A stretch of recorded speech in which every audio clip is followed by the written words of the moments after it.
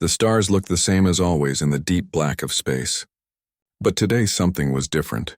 Admiral Thexvar stood on the bridge of his massive ship, looking at the screens that showed empty space ahead. His ship was 5 kilometers long, covered in weapons and thick armor. Around him, 2,000 other ships moved in perfect formation. They were the grand fleet of the Viridian Empire, the most powerful force in known space. "Sir," called Intelligence Officer Kethral from his station, "we have detected something strange." Thexvar walked over to look at the readings. His 4 eyes studied the data carefully. The Viridians had ruled this part of space for over 300 years. Nothing moved in their territory without permission. Nothing dared to challenge them. "What is it?" Thexvar asked. "A ship, sir. Unknown design. It is approaching our border." Thexvar felt curious. Most species sent messages before entering Viridian space. They asked for permission. They brought gifts. They showed respect to the mighty empire. "How many ships?" he asked. Kethral checked his instruments again. He looked confused. "Just one, sir." "One ship?" Thexvar's voice rose. "Are you certain?"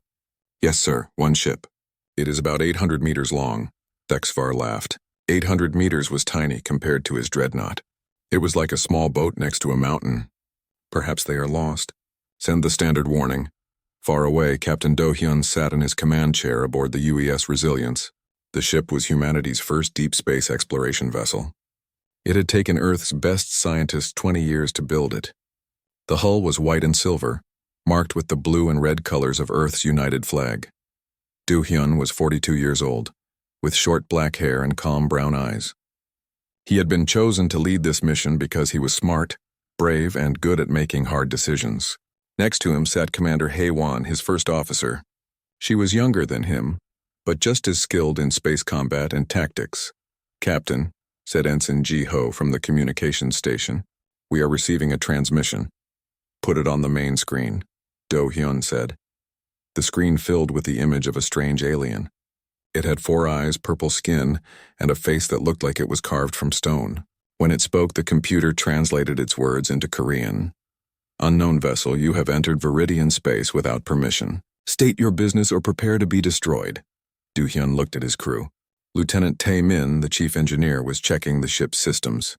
Dr. So-young, their medical officer and alien expert, was studying the transmission with great interest. They all looked calm but ready. "Open a channel," Do-hyun said. Ji-ho nodded. "Channel open, sir." Do-hyun stood up and faced the screen. "This is Captain Do-hyun of the Earthship Resilience. We are explorers from the planet Earth. We come in peace. We want to learn about your people and share knowledge. We mean no harm." On the Viridian flagship, Thexvar stared at the human face on his screen. The creature looked small and weak. It had only 2 eyes and pale skin. But something about its voice was different. It spoke without fear. "You will surrender immediately," Thexvar said. "Your ship will be searched. Your crew will be questioned." Do-hyun shook his head. "We cannot surrender. We have done nothing wrong. But we are willing to talk. We want to be friends," Kethral whispered to his admiral. "Sir, this makes no sense. Why would they send just one ship if they wanted to make contact? Where is their fleet?" Thexvar thought about this. In Viridian culture, everything was done with overwhelming force. When they wanted to talk to other species, they sent hundreds of ships to show their power. When they explored new space, they sent massive fleets to protect themselves. "Perhaps this is a trick," Kethral continued. "Maybe their real fleet is hiding nearby." Thexvar ordered his sensors to scan the area around the human ship. They found nothing. No hidden ships. No weapons platforms. Just one small vessel, alone in the vast darkness of space. Back on the Resilience, Tae-min reported from his engineering station. "Captain, their ships are much bigger than ours, but our technology is more advanced. Our shields can handle their weapons and our engines are faster." Hae-won studied the tactical display. "They have us outnumbered, but they seem confused. They keep scanning the space around us like they are looking for something." Dr. So-young looked up from her computer. "Captain, I think they expect us to have more ships. In their transmissions, they keep asking about our fleet. They cannot understand why we came alone." Do-hyun nodded. This was exactly what Earth's planners had hoped would happen. Humans were different from most species. They did not need huge armies to feel safe. They believed that one good ship with a skilled crew could do amazing things. "Send another message," Do-hyun told Ji-ho. The young ensign opened the channel again. Do-hyun looked directly at the alien admiral. "We understand you are powerful. We respect your strength. But we are not here to fight. We are here to explore and learn. This is how humans do things. We send our best people in our best ship. If we cannot make friends with one ship, sending 1,000 will not help." Thexvar felt more confused than ever. These humans were either very brave or very stupid. No species in Viridian history had ever approached them with just one ship. It went against everything he understood about space politics and military strategy. "Sir," Kethral said quietly, "what if they really are alone? What if this is how their species works?" "Impossible," Thexvar replied. "No intelligent species would risk their best ship and crew without massive backup. There must be a fleet nearby. Keep scanning." The two ships faced each other in the darkness of space. One was huge, powerful, and surrounded by thousands of allies. The other was small, alone, but filled with humans who believed in the power of peace and friendship. Do-hyun sat back in his chair and waited. He knew this moment would decide the future of both species. Either they would become friends or humanity would face its first alien war. But he also knew his crew was ready for whatever came next. The question that would change everything was already forming in Admiral Thexvar's mind. Though he did not know it yet. Why are these people sending just one ship against us? The news of the human victory spread through the Viridian fleet like fire. In the war rooms and meeting halls of their greatest ships, military leaders tried to understand what had happened. Admiral Thexvar called together his top commanders for an emergency meeting. 50 destroyers defeated by one small ship, General Kexmore said, his four arms crossed in frustration. "This has never happened in our history." "Their weapons are more advanced than ours," reported Chief Engineer Nexval. "But that is not the strangest part. They could have destroyed our ships completely, but they chose not to." "Why show mercy to an enemy?" Thexvar studied the battle recordings for the 100th time. "Because they are not our enemies. They truly want peace, but I cannot understand their strategy. No intelligent species sends their best ship alone into unknown space. Meanwhile, the intelligence teams worked day and night to intercept human communications. They listened to every message sent between the crew members of the Resilience. What they heard confused them even more. Kethral brought the translated recordings to his admiral. "Sir, you need to hear this. It is a conversation between the human captain and his crew." The recording played on the bridge speakers. Do-hyun's voice was calm and clear. "This is why Earth chose to send one ship," the human captain was saying to his officers. "We are not conquistadors who take land by force.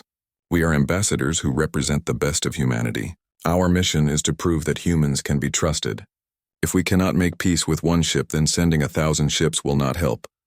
Commander Haewon's voice responded. "But Captain, what if we face a hostile empire? What if they try to destroy us?" "Then we defend ourselves," Do-hyun replied. "But we never give up on the possibility of peace. Every species we meet will judge all humans by what we do here. We must show them that humans are brave, honest, and peaceful." Dr. So-young added her thoughts. "The psychological profile of these aliens suggests they think in terms of overwhelming force. They cannot understand why we would risk our most advanced ship and best crew without backup." Taemin's voice came through clearly. "Our ship represents 20 years of Earth's best science and engineering. If we lose it, Earth cannot build another one for many years. But the leaders on Earth believe that making friends is worth any risk." The recording ended. The Viridian bridge was completely silent. "They really are alone," Veltak whispered. "This is not a trick. This is how their species thinks." Thexvar felt something he had never experienced before, respect for an enemy's courage. But he also felt fear. If humans were willing to risk everything on one ship, what did that say about their confidence? What did they know that the Viridians did not? "Prepare the second wave," he ordered. 500 ships. If they survive this, we will know they are hiding something. On the Resilience, the crew prepared for the next battle. They had used only a small amount of their weapons and energy in the first fight. Their ship was still at full strength. "Captain," Taemin reported, "our quantum drives are working perfectly. Our shields can handle much more punishment. And our weapons," he smiled. "Our weapons have barely been tested." Haewon studied the approaching enemy fleet. 500 ships this time. "They are taking us seriously now." "Good," Do-hyun said. "Maybe after this battle they will be ready to talk seriously about peace." Dr. So-young monitored the crew's health again. Their heart rates were steady. Their stress levels were normal. She had studied human psychology for many years, but she was still amazed by her species' ability to stay calm in dangerous situations. "Ensign Jiho," Do-hyun said, "send a message to the Viridian fleet." "Yes. Sir, tell them this. We do not want to fight you, but we will defend ourselves. We hope that after this battle we can sit down together and learn about each other. Humans believe that any problem can be solved if both sides are willing to talk." The message was sent. The Viridian fleet kept coming. This time the battle was different. 500 ships attacked from all directions. The space around the Resilience filled with so many energy beams that it looked like a light show. Missiles came from every angle, but the human ship moved through the attacks like it was dancing. Its engines could change direction instantly. Its shields absorbed energy and used it to make the ship stronger. And when it fired back, every shot hit exactly where it was aimed. Taemin worked at his controls with amazing skill, redirecting power from life support to shields, rerouting energy from non-essential systems to weapons, all systems operating at peak efficiency. Haewon coordinated their defense like a master chess player. Enemy ships closing from starboard, rotating to present strongest shields, firing at their engine clusters. The battle lasted for an hour. When it ended, all 500 Viridian ships were disabled. Their weapons were destroyed, their engines were damaged, but their crews were alive. The Resilience had a few scratches on its hull, but nothing serious. Admiral Thexvar could not believe what his sensors were telling him. One ship had defeated 500 of his vessels. And again the humans had shown mercy. "Sir," Ketharal said quietly, "I intercepted another human transmission during the battle." "What did they say?" The human captain told his crew, "Remember, every ship we disable is full of people with families. They are not our enemies. They are just afraid of us. We must show them that they have nothing to fear." Thexvar felt his world changing. These humans fought like warriors but thought like philosophers. They had the power to destroy his entire fleet, but they chose to save lives instead. "Sir," Veltak asked, "what do we do now? They have proven they can defeat any force we send against them." Thexvar thought about this for a long time. In Viridian culture, the strong ruled over the weak, but these humans were strong and chose to be peaceful. It was a completely new idea. "Send a message to High Command," he said finally. "Tell them we have encountered a species unlike any other. They fight with honor, show mercy to enemies, and seek peace even when they have the power to take whatever they want." But even as he said these words, Thexvar still could not understand the central mystery. His intelligence officers were already working on their theory. The humans must have a massive fleet nearby waiting to attack. This one ship was just testing Viridian defenses. "Keep scanning for their main fleet," he ordered. "No species sends their best ship alone unless they are completely confident in their backup plan." What Admiral Thexvar did not understand was that confidence and backup plans had nothing to do with it. Humans sent one ship because they believed in the power of doing the right thing. They believed that good intentions, combined with skill and courage, could overcome any obstacle. The question that would change everything was growing stronger in the Admiral's mind. Why are these people sending just one ship against us? But he was asking the wrong question. The right question was, what kind of species is brave enough to seek peace with their enemies? Admiral Thexvar walked back and forth on his bridge. He had been a military leader for 60 years, but he had never faced a situation like this. The human ship continued to float in space, waiting. It made no aggressive moves, but it also refused to surrender. "Sir," said Commander Veltak, his second in command, "our scans show no hidden fleet. The human ship appears to be truly alone." "That is impossible," Thexvar said. "No species sends one ship into unknown space. They must be hiding something." Ketharal looked up from his station. "Sir, what if we test them? Send a small force to disable their ship. If they have backup, it will appear. If not, we will have our answer." Thexvar thought about this. It seemed like a good plan. "Very well. Send 50 destroyers. Tell them to disable the human ship, not destroy it. I want to question the crew." 50 Viridian destroyers moved away from the main fleet. Each ship was twice the size of the human vessel and carried powerful weapons. Their mission was simple: force the humans to surrender. On the Resilience, Lieutenant Taemin watched his instruments. "Captain, 50 enemy ships are approaching. They will be in weapons range in 5 minutes." Do-hyun felt sad but not surprised. He had hoped the aliens would choose peace, but he was ready for war. "All crew to battle stations. Haewon, Prepare defensive patterns. Taemin, bring all systems to full power. Commander Haewon's fingers moved quickly over her controls. She had studied every possible battle scenario during the long journey to this star system. Shields at maximum. Weapons ready. Evasive maneuvers programmed. Dr. So Young monitored the crew's health from her medical station. She watched their heart rates and stress levels. All crew members were calm and focused. This was what humans did best. Stay cool under pressure. Captain, Jiho said from communications. The aliens are sending a message. Let me hear it, Do-hyun replied. The alien commander's voice filled the bridge. Human ship, you will shut down your engines and prepare to be boarded. Resist and you will be destroyed. Do-hyun stood up and straightened his uniform. Jiho, send this reply. We cannot surrender, but we do not want to fight. Please stop your attack and we can talk peacefully. The alien ships kept coming. 30 seconds to weapons range, Haewon reported. Do-hyun made his decision. If they fire on us, defend the ship. But try not to destroy them completely. We still hope for peace. The first Viridian destroyer fired its main gun. A bright blue beam shot toward the Resilience. The crew held their breath.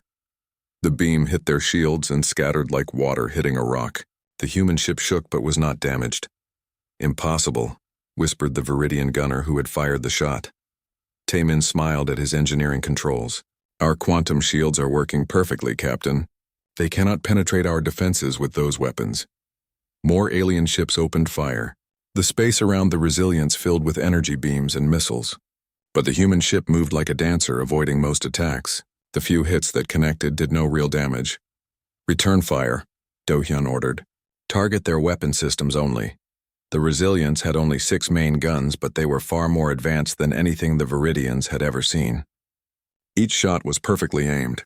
One by one, the alien destroyers found their weapons destroyed by precise hits. Haewon watched the battle on her screen. Enemy ship number 12 disabled. Number 15 disabled. They are trying to surround us. Let them try, Do-hyun said calmly. The human ship spun and twisted through space in ways that should have been impossible for something so large. Its engines could change direction instantly, making it hard to hit. On the Viridian flagship, Thexvar watched in shock as his 50 destroyers were systematically disabled. The human ship was not just defending itself, it was winning. How are they moving like that? Feltak asked. Their technology is beyond ours, Kethrel admitted. But they are not trying to destroy our ships. They could have killed everyone, but they are only disabling weapons. Dr. So Young noticed something interesting on her instruments. Captain, I'm reading the aliens' communication signals. They sound surprised and confused. I think they expected an easy victory. 20 minutes after the battle started, all 50 Viridian destroyers floated helpless in space. Their weapons were destroyed, but their crews were alive. The Resilience had not suffered any serious damage. Do-hyun opened a channel to the alien flagship. Admiral Thexvar, we have disabled your ships but hurt no one. This shows that we want peace, not war. Can we talk now? Thexvar stared at the human captain on his screen. This small, weak-looking creature had just defeated 50 of his best ships, and it was asking for peace. How did you do that? Thexvar asked. We prepared for this mission for many years, Do-hyun replied. Our ship has the best technology Earth can build. Our crew trained for every possible situation. But we do not want to use our weapons. We want to be friends. Kethrel pulled his admiral aside. Sir, if one human ship can defeat 50 of ours, what will happen when their real fleet arrives? Thexvar felt cold fear in his heart. How many ships do you have? He asked the human captain. Do-hyun looked confused. How many ships? We have told you, this is our ship. We are explorers, not conquerors. But where is your fleet? Thexvar demanded. Your backup? Your support ships? There are no other ships, Do-hyun said simply. This is how humans explore space. We send our best people in our best ship. If we cannot make peace with one ship, then we are not good at making peace. The Viridian bridge fell silent. Every officer stared at the screen in disbelief. You mean, Veltak said slowly. You really came here alone? Yes, Do-hyun nodded. We believe that good intentions and good skills are better than big armies. Taemin reported quietly to his captain. Sir, I am detecting massive movement in their main fleet. More ships are moving toward us. Haewon checked her tactical display. 500 ships this time, Captain. Much larger than the first group. Dr. So Young listened to the alien communications. They think we are lying about being alone. They believe our real fleet is coming. Do-hyun sighed. These aliens thought like many humans used to think. That strength came only from numbers. They could not understand that sometimes one good ship was enough. Prepare for the next battle, he told his crew. But remember, we are still trying to make friends. Admiral Thexvar cut the communication and turned to his officers. They are either telling the truth about being alone, or they are the most dangerous liars in the galaxy. Either way, we must be ready for their main fleet. He did not realize that he was about to learn the most important lesson of his military career. Sometimes the most dangerous enemy is the one who does not want to be your enemy at all. The question that haunted him grew stronger. Why would any species send just one ship unless they were absolutely certain it was enough? The emergency meeting of the Viridian High Command took place on the capital ship Dominance, the largest vessel in their fleet. It was 10 kilometers long and housed the Empire's most important leaders. They gathered in the war room, their purple faces serious and worried. Supreme Commander Zixtar stood at the head of the massive table. He was the oldest and most experienced military leader in Viridian history. His four eyes studied the battle reports with growing concern. Admiral Thexvar, he said, explain to me how one small ship defeated 1,000 of our vessels. Thexvar stood at attention. Sir, their technology is far beyond ours. Their ship moves in ways that should be impossible. Their weapons are precise and powerful, but most importantly, they fight with a strategy we do not understand. What do you mean? Asked General Hexcore, the Empire's master of space warfare. They disable our ships instead of destroying them, Thexvar explained. They could have killed hundreds of thousands of our people, but they chose not to. They keep asking for peace talks. Supreme Commander Zixtar was puzzled. This makes no military sense. Why show mercy to an enemy? Why not destroy our fleet and take our territory? Intelligence Chief Krathmol stepped forward. He carried a datapad full of intercepted human communications. Sir, we have been listening to their signals. We intercepted long-range messages between their ship and their home planet. What did you learn? Zixtar demanded. Their planet Earth has other ships, sir. We heard discussions about theoretical fleet compositions, battle strategies, and something called Project Deep Strike. We believe they are planning a massive invasion. The room filled with worried murmurs. Zixtar raised his hand for silence. How many ships do they have? Unknown, sir. But the intercepted messages suggest they have ship designs we have never seen. Vessels that can travel faster than anything in our fleet. Weapons that can destroy entire planets. What the Viridians did not understand was that they were listening to academic discussions between Earth's scientists. The humans were talking about theoretical possibilities, not actual invasion plans. Earth's real fleet consisted of only 4 deep space ships, scattered across different star systems. Meanwhile, on the Resilience, the crew faced their own difficult discoveries. Dr. So-Young had spent days analyzing captured Viridian technology. What she found shocked her. Captain, she reported to Do-hyun, these aliens control hundreds of star systems. Their empire spans a quarter of this galaxy. We are not dealing with a small military force. We are facing an entire civilization. Do-hyun felt the weight of responsibility on his shoulders. How many planets do they control? Based on their navigation data, at least 300 inhabited worlds. Their population numbers in the trillions. If they decide to attack Earth, we cannot stop them.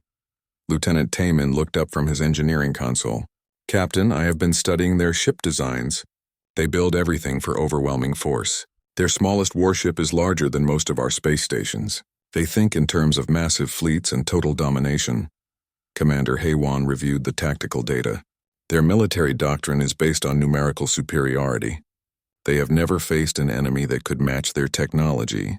That is why they cannot understand how we defeated them. Ensign Jiho monitored the alien communications. Sir, they keep talking about our main fleet. They think we are just a scout ship for a larger invasion force. Do-hyun realized they were trapped in a dangerous misunderstanding. The aliens expected a human invasion that would never come. Earth had sent the Resilience alone, hoping to make peaceful contact. But the Viridians could not accept that any species would take such a risk without backup. We need to make them understand, Do-hyun said. We are not invaders. We are explorers. Dr. So-Young shook her head. Captain, I have been studying their psychology through their technology. They are a hive mind species. They think as groups, not as individuals. The concept of individual initiative is alien to them. What does that mean for our mission? HFY asked. It means they cannot understand why Earth would send one ship with 5 people to make contact with an unknown species. In their culture, such decisions would be made by thousands of minds working together. They would send massive fleets for protection. Taemin made a disturbing discovery while monitoring Viridian communications. Captain, I am detecting massive fleet movements throughout their empire. Ships are converging on this location from dozens of star systems. How many ships? Tuhyun asked. All of them, sir. Every vessel in the Viridian military is heading this way. They are preparing for what they think will be the largest space battle in galactic history. The crew of the Resilience faced an impossible situation. They had come in peace, but their very presence had convinced an entire empire that Earth was planning to invade. Every attempt to show peaceful intentions had been interpreted as preparation for war. Sir, Jiho reported, I am intercepting high-priority Viridian military communications. They are planning a preemptive strike against Earth. Do-hyun felt cold fear. When? As soon as their full fleet assembles here. They believe that if they destroy Earth quickly, they can prevent the human invasion they think is coming. The irony was terrible. Earth had sent its best ship and crew to make friends with alien species. But their success in defending themselves had convinced the aliens that humanity was a deadly threat that must be destroyed. Dr. So Young continued studying Viridian psychology. Captain, there is something else. Their empire has never encountered a species that fights as individuals. They think all intelligent life works like they do, as a collective mind. They cannot comprehend that humans make independent decisions. That is why they keep looking for our fleet, HFY realized. They think no individual would have the authority to make first contact alone. Taemin reported more bad news. Captain, their entire fleet will be here in 72 hours. Over 10,000 ships, including their largest dreadnoughts. Even we cannot fight that many enemies. Do-hyun made the hardest decision of his life. We cannot return to Earth and warn them. The Viridians would follow us and attack our planet. We cannot flee and leave them thinking humans are cowards. We must stay here and find a way to make peace. How? HFY asked. They think we are preparing to invade them. Then we must prove them wrong, Do-hyun replied. We must show them what humans are really like. Dr. So Young looked at her captain with admiration. Sir, you are talking about risking all our lives on the chance that we can change the minds of an entire empire. Yes, Do-hyun said simply. That is exactly what I'm talking about. It is what humans do. When faced with an impossible problem, we try to solve it anyway.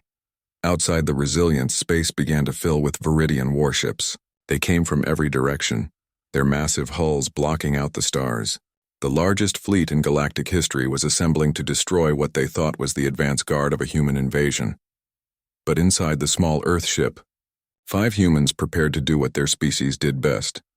Face impossible odds with courage, creativity, and hope for a better future.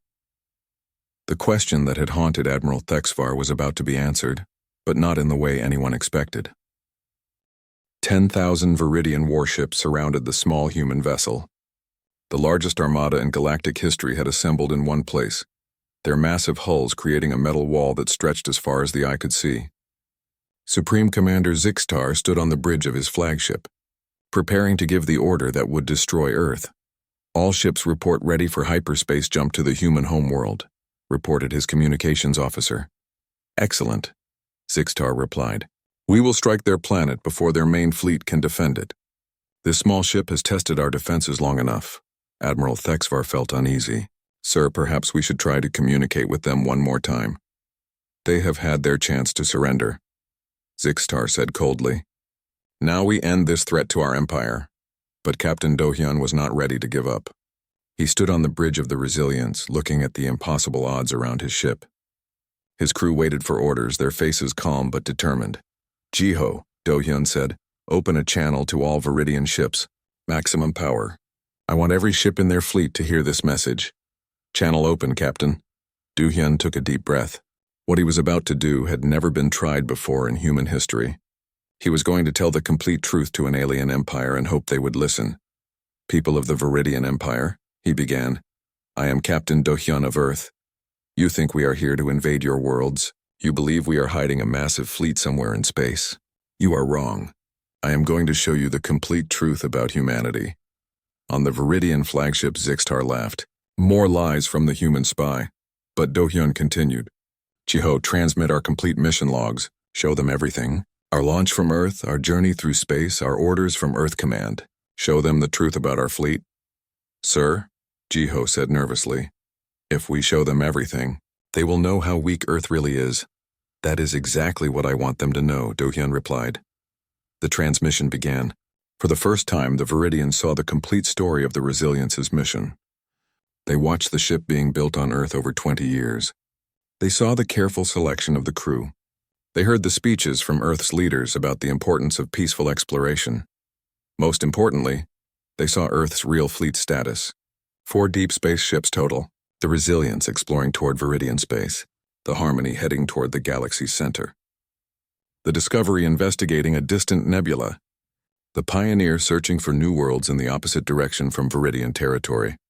Dr. So-young added her analysis to the transmission. This is Dr. So-young, xenobiologist and first contact specialist. I want to explain human psychology to you. We do not send armies to make friends. We send our best people to represent the best of who we are. She continued her explanation, describing how humans thought and why they made the choices they did. Your species thinks as a collective. You make decisions together. But humans are individuals. Each of us can make independent choices. That is why Earth trusted 5 people to represent all of humanity. Lieutenant Taemin transmitted technical data about their ship. This vessel represents the best technology Earth can build. If we lose it, our planet cannot construct another one for many years. But Earth's leaders believed that making friends with alien species was worth any risk. Commander Haiwan shared their military doctrine. We train to defend ourselves, but we prefer to avoid fighting. We could have destroyed your ships, but we chose to disable them instead. This is what humans call honor. We protect ourselves without unnecessary killing. The Viridian fleet listened in stunned silence. Everything they thought they knew about humans was wrong. Admiral Thexvar spoke quietly to his supreme commander. Sir, if this is true, then we have misunderstood everything. They really are alone. But Zixtar was not convinced. It could still be a trick. An elaborate deception to make us lower our guard. That was when disaster struck. Not from human weapons, but from an accident. One of the massive Viridian dreadnoughts suffered a critical system failure. Its fusion reactor began to overload. Reactor breach on the Devastation, reported a panicked voice over the Viridian communication channels. All ships move away. The explosion will destroy everything within 50 kilometers. 20,000 Viridian crew members were about to die, and there was nothing their fleet could do to save them. But humans thought differently. Taemin, Do-hyun ordered. Can we help them? The engineer's fingers flew over his controls. Their reactor is using technology similar to ours, but older. If I can get close enough, I might be able to stabilize it. How close? Haewon asked. Very close. Dangerously close. If their reactor explodes while we are nearby, we will die too. Do-hyun did not hesitate. Do it! The Resilience broke away from its position and raced toward the doomed Viridian ship. Every alien vessel in the fleet watched in amazement as the human ship moved closer to the reactor breach instead of fleeing to safety. What are they doing? Zixtar demanded. Sir, his sensor operator reported, the human ship is attempting to stabilize our reactor. They are risking their lives to save our people. Taemin worked frantically at his engineering station. Captain, I need to link our computer systems with theirs. But that means giving them access to all our technology. Do it, Do-hyun said without hesitation. For the next 30 minutes, human and Viridian technology worked together for the first time. Taemin guided the alien engineers through procedures they had never seen before. Slowly, carefully, they brought the runaway reactor under control. When the crisis ended, 20,000 Viridian lives had been saved by 5 humans who had risked everything to help their enemies. Supreme Commander Zixtar stared at his tactical display, trying to understand what had just happened. They could have let us die, he said slowly. It would have solved their problem, but instead they saved us. Admiral Thexvar felt something he had never experienced before, shame for doubting the humans' peaceful intentions. Sir, no species would risk their lives to save enemies unless they truly wanted peace. Dr. So-young sent one final message to the Viridian fleet. This is what humans are like. We believe that all intelligent life is precious. We would rather die trying to save lives than live knowing we could have helped, but chose not to. Zixtar made the hardest decision of his military career. All ships stand down. Cancel the attack on Earth. I want to meet with the human captain immediately. The meeting took place aboard the Resilience. Zixtar and his senior officers were amazed by the human ship's design. Everything was built for efficiency and crew comfort, not intimidation and overwhelming force. Captain Do-hyun, Zixtar said, I owe you an apology. We thought you were planning to invade our empire. We prepared to destroy your world, but you have shown us what true strength looks like. Do-hyun smiled. Supreme Commander, humans believe that the strongest species are those who choose peace when they have the power to make war. We hope our peoples can be friends. Commander Haiwan worked with Viridian diplomats to establish the first human-alien treaty. The agreement recognized Earth as a neutral territory, and the Resilience as an official diplomatic vessel. The treaty signing was broadcast to every world in the Viridian Empire. Trillions of aliens watched as 5 humans changed the course of galactic history, through courage, compassion, and the simple belief that friendship was possible. Admiral Thexvar asked the question that would reshape Viridian thinking for generations to come. Captain, your people accomplished all this with just 1 ship and 5 crew members. If humans can do so much with so little, what could our people accomplish if we learned to think like individuals instead of just as a collective? Do-hyun's final log entry became famous throughout human space. Mission accomplished. First contact established with the Viridian Empire. Returning home with new friends and proof that sometimes 1 ship is exactly enough. The galaxy is a bigger, more wonderful place than we ever imagined, and it has room for all of us. The Resilience began its long journey home, escorted by an honor guard of Viridian ships. Behind them, the largest fleet in galactic history dispersed peacefully, their crews sharing stories of the day 5 humans taught an entire empire that true strength comes from the courage to choose peace over war. The question, why are these people sending just 1 ship against us, had finally been answered, because sometimes when you believe in doing the right thing, 1 ship is all you need.